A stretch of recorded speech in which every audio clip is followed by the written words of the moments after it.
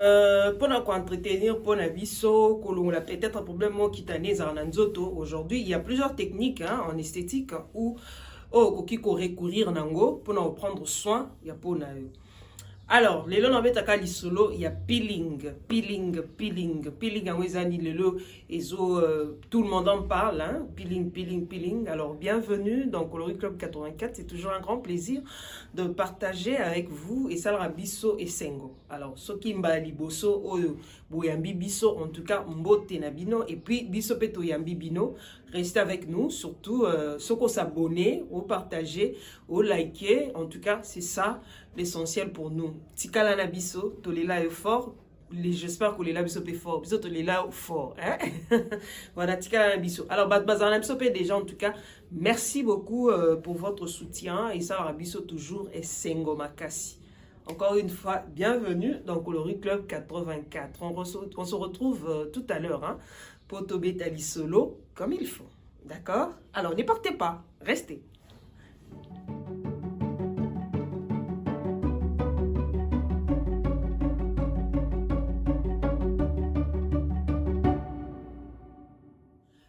Alors, merci, bienvenue encore une fois.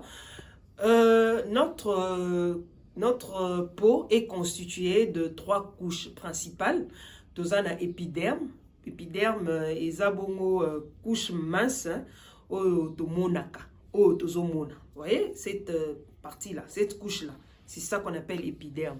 Alors, il y a les dermes et l'hypoderme. Donc, ce sont là les 3 couches. Alors, on va dire que les lots pour entretenir sa peau, soigner un problème cutané, on recourt à plusieurs techniques, entre autres techniques à peeling. Alors, la peeling, tozan en plusieurs sortes. Il y a peeling doux, il y a peeling profond, il y a peeling chimique, il y a peeling mécanique.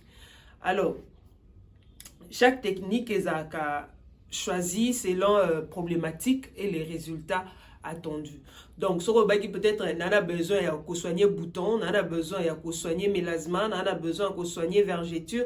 En tout cas, chaque peeling a na utilité nae ou bien a na problème nae oyo à résoudre. Alors, technique ango et ça la de manière ébélée hein, et cause à la chimique, mécanique ou bien laser. Oyo ba machine basa de laka. En tout cas, selon problématique ya po nayo et puis zone o eza à traiter. Donc zone eza ya kobeba. Ya wana nde ba ko se basé kaka na zone wana ngo ba teke ba zone nzoto mobimba oge wani non. On se limite que là où eza na problème. Donc ba ko ça là na institut, tu peux le faire toi-même à la maison, ba ko ça na hôpital, ça dépend. Il y a technique oyo olingi ko salela selon peeling na yo. Yo mo poko ko sala onandako. Alors, eza rapona ko desquame po ko longola juste ba po eza likolo.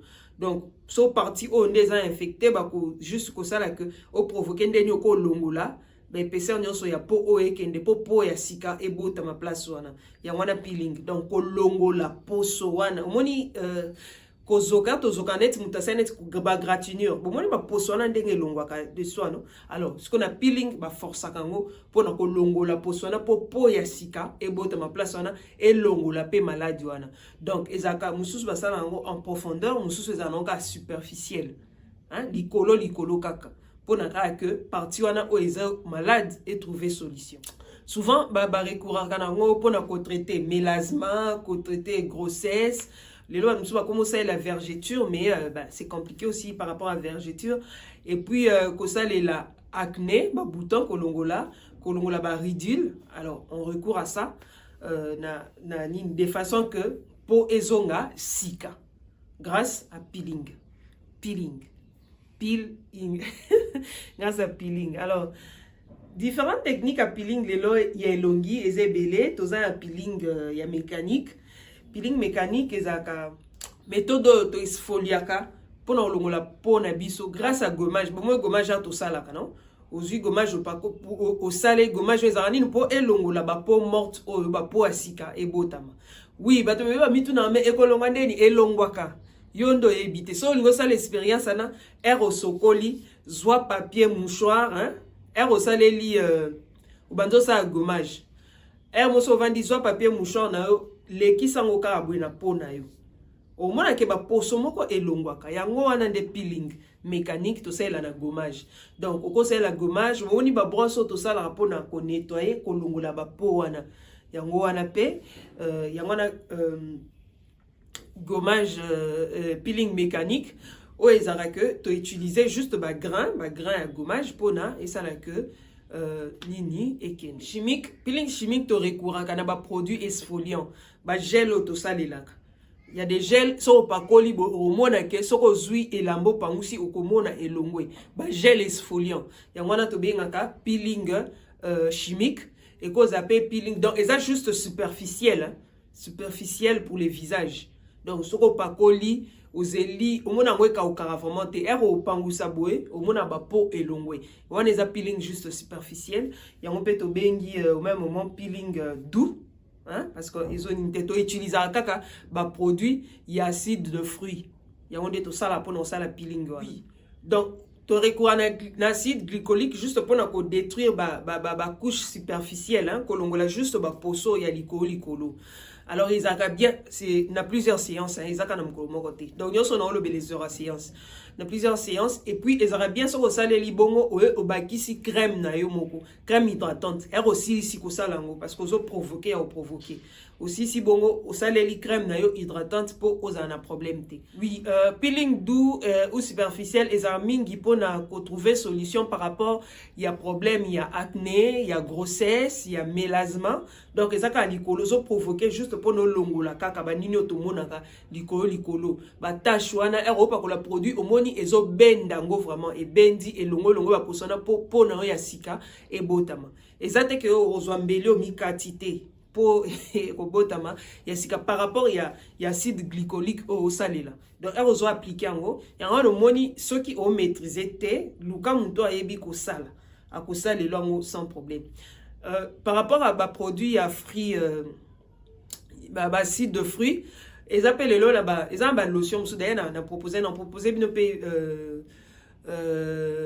vidéo nango na sala ki huile wana pe oko salé lango pona et desquamé et longola juste ba posoana pour na ya sika et botama yo moko koko sel on ndako alors oko zo peut-être une semaine donc chaque jour et ça koko frotter ce qui ndeni non on nettoie ka kozu olandisi huile na yo wana bien sérum yango moko ekobando teli sa place wana e place ane teli au mona ezu elongwe poso wana elongwe po poso sika e botama peeling moyen eza o peeling go eza vraiment o kitatina couche profonde.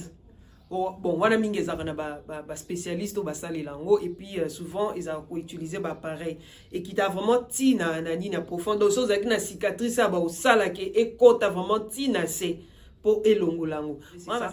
Alors, ils ont vraiment très profond. Ba kota vraiment tina c'est elongo la bouton, elongo la ba cicatrice donc et kota vraiment tina c'est en profondeur pour dans sala que po wana ekende. Alors Erdo Salongo, nena baki eza ba produit musus oro la chaque jour pour permettre à ce que pona yo ekende. Po ekokende ndeni na bandeli un exemple bomoni ato palola makana mingo mire o se gratter. Bomoni ndenge sala noir. Après un temps ba noir wana ba poso wana elongwaka. Yango wana peeling. Ba poso wana soko elongwe po ya sika ekobotama. Maintenant na esthétique ba sailaka ozui ba produit. Au conseil la huile, ça dépend ya produit de la lobby, musu ba sela na machine, ça dépend. Ba machine bo moni, les loba o sala ti place ndoute eza ba o palola, mais ndoute so eza naturel. Ata so ba palo li bongo ezonga kaka parce que c'est naturel. Sauf so eza ba ndoute o ya produit, hein, o eza dû par pendant celle ba produit éclaircissant des yeux botition ndoute. Et wana ekende facilement.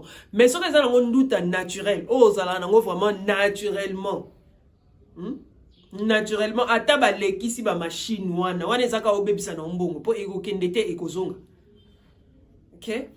Par contre bon ndemo pe batumsu ba osela ba mélasma est tellement profond que peut-être bando kende na likolo ti ekota. Alors bato ya mélasma osela produit au moins que place wana eyindaka. Place wana eyindi.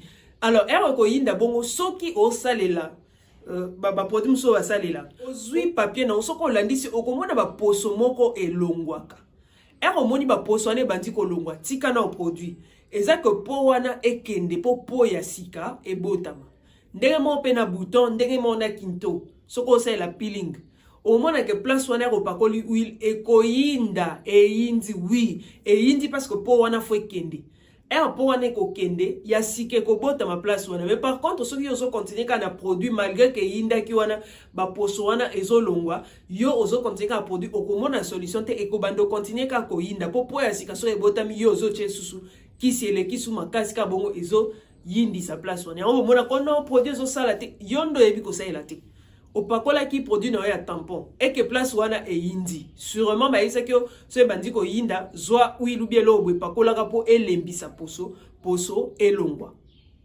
bato mingi bazui traitement nanga na ba produit nanga par rapport à tampon ba mona ba mona ba poso ekolongwa ero moni que poso wana bandi ko longwa tu arrêtes avec le produit et ça que po ya sika ezo botama yanga omoni bazokona na nzopa kwa mafuta bien crème po nanga et se renouveler mais soko zo continuer kaka na produit place wana okomona ngope ekobando yinda kaka ezo yinda o lobo non mais traitement ngo so simba te non parce que yondo zo sala mabe place wana soko moni yindi o tike yindi po wana ekei yana biso ko sala produit luka papier mouchoir opangusaka so opangusi okomona ba poso mike tika la ezate ke ba poso kolongo ya minene so kindeni omona ba poso wana ekolongo mike wana ezanga ba peeling simple auto salelaka avec ba sérum ba huile auto salela donc c'est facile ndemo na poso na ya longi eropa koli omona que poso wana ezolongwa muke et puis voilà solution ya mwana tu accompagnes ça avec ta crème au conseil longo une semaine 2 semaines 1 mois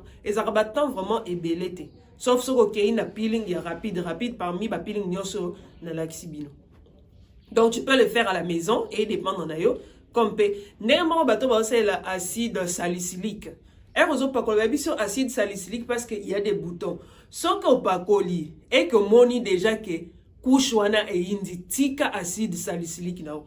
Place wana déjà elembi. Lucas comme mafuta ko pa la place wana elemba pour ba poso wana elongwaka. Nde yango na traitement nyonso ngwana erosel acide salicylique po bato belé na mona mutu susu elonge komi tina kozika moka contacter ngabo elonge ziki likola opakola acide salicylique yoma omoni te ke erosala ki ozo continuer ka ozo kende ti donc poso wana sika nde ebotama ki yango na ezika ki OK voilà en tout cas le loto sukia bobo sana te ko s'abonner ko like na ko partager bye mituna botiki comme d'habitude.